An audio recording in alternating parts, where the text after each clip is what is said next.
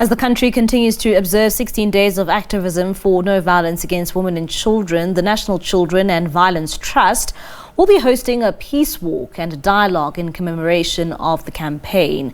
Themed Empowering Victims of GBV to be Independent in a Safe Environment, the dialogue aims to bring attention to the harmful effects that violence and abuse have on women and children and to permanently rid society of abuse. To tell us more about this, we're now joined by NCVT Board of Trustees Chairperson Thoko Mkhwanazi-Xaluva, and she joins us via our video link. Thoko, thank you so much for joining us here on the late edition. Perhaps to start off with the peace walk that you will be hosting. Tell us more about that. Why is it so important for you to highlight issues of gender-based violence, especially during this time where we are commemorating 16 days of activism of no violence against women and children?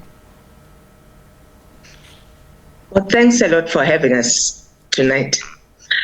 We thought it would be very useful for us to have a quiet peace walk where we conscientize the communities that we serve. This peace walk will be in Diepsloot, and we're saying that we want people in Diepsloot to join us in making sure that issues of abuse of women and children and also men, that they are addressed. We're saying to them, come walk with us and come meet with us. We'll be having this peace walk all the way to the hall in Diepsloot, and we'll be asking people to join us, but also we'll be telling them about the services that we offer. Services around counseling, support, and making sure that those that have been abused can then be assisted. We've got social workers who will be available during the march and the walk, but also at the hall. We'll also be having different partners who will be there to help people, but we're also based in Diepsloot, at the Diepsloot police station. We've got our offices there for people to know that we're there and to join us whenever they can. Mam Thoko, looking at the theme for your dialogue that you will be holding tomorrow, empowering victims of GBV to be independent in a safe environment, what went into selecting this specific topic for the dialogue? We felt that a lot of people get stuck in relationships because financially they can't live. Sometimes it's not finance, it's emotional, being attached to a space. And we're saying to them, there are other ways. Don't stay for too long until, this violence swallows you up. Sometimes you get killed. Other times you are emotionally so distraught, you can't function, you can't look after your children. Even children themselves, we're saying to them, there is a way out of an abusive situation. If you are being abused by a relative, a parent, etc., don't stay too long. There is an exit plan that is sustainable, that you can be helped through to walk the difficult walk. It's not like you need to be buried into a relationship, even if it's not working for you, simply because maybe financially you find that you can't get out of it. And I was about to ask, when it comes to the high levels of poverty and unemployment that we have in this country, upon your own research and, the people you encounter, I'm sure that plays a major role, right, in, those deciding to stay in these relationships.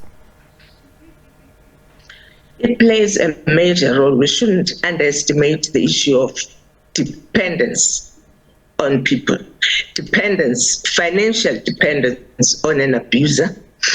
But also we shouldn't underestimate the families that will say, you can't go back home. You're here to stay.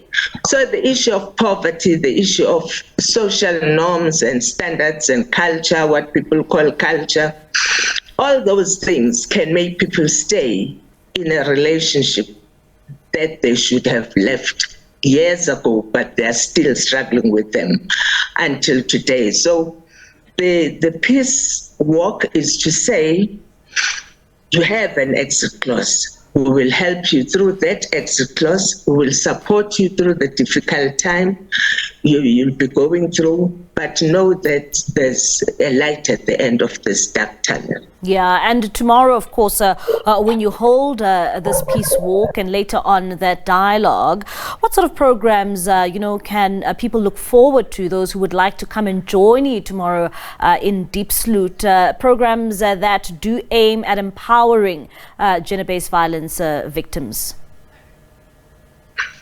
We have set up a system whereby we're saying socio-economic development for women, especially who are in difficult situations, but we'll also be having partners who will be talking to issues of like Sanka, like all other partners who will be there to help people get out of difficult situations. Because sometimes we are living through GBV and you end up using drugs and using alcohol to numb the pain.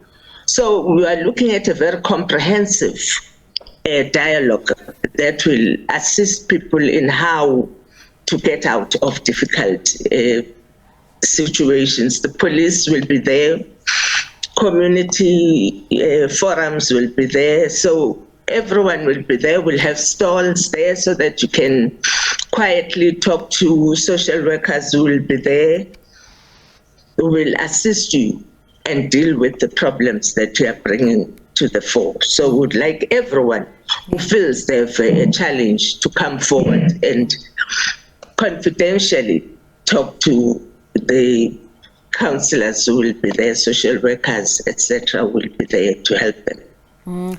How effective are these programs that you've put in place to try and help those victims of gender-based violence, those who are too afraid to go to the police station, those who are too afraid to seek for any help? How effective are these programs in which you have on an annual basis? You see, it's all about sustainability. Programs are effective if they're sustainable. We don't all walk at the same pace. You need to understand that other people, they know they're in a difficult situation, but it's not like tomorrow they'll be ready to up and go.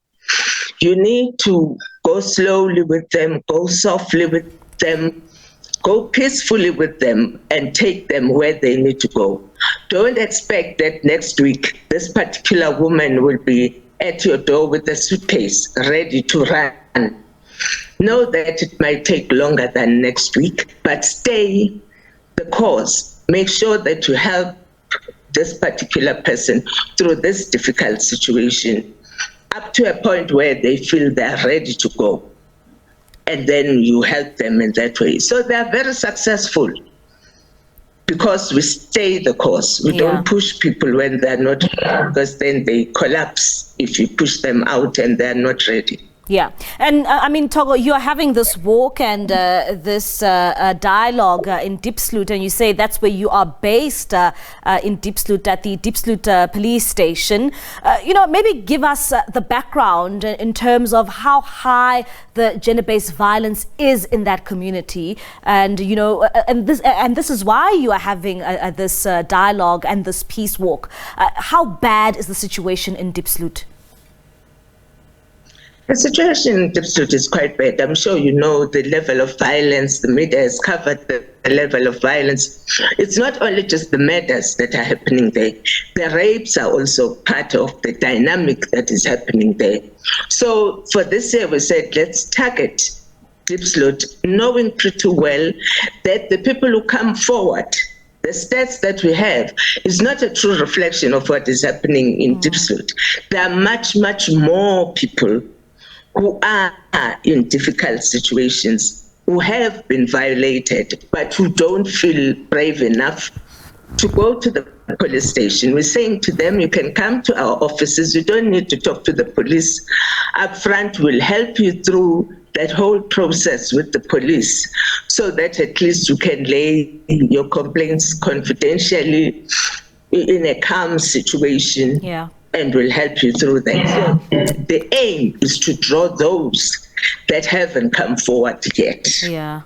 Thoko, thank you so much for your time here on SABC News. That is NCVT Board of Trustees Chairperson Thoko Mkhwanazi-Xaluva, just giving us an insight there in terms of what you can expect tomorrow when they hold that peace walk that will be held in Diepsloot in northern Johannesburg.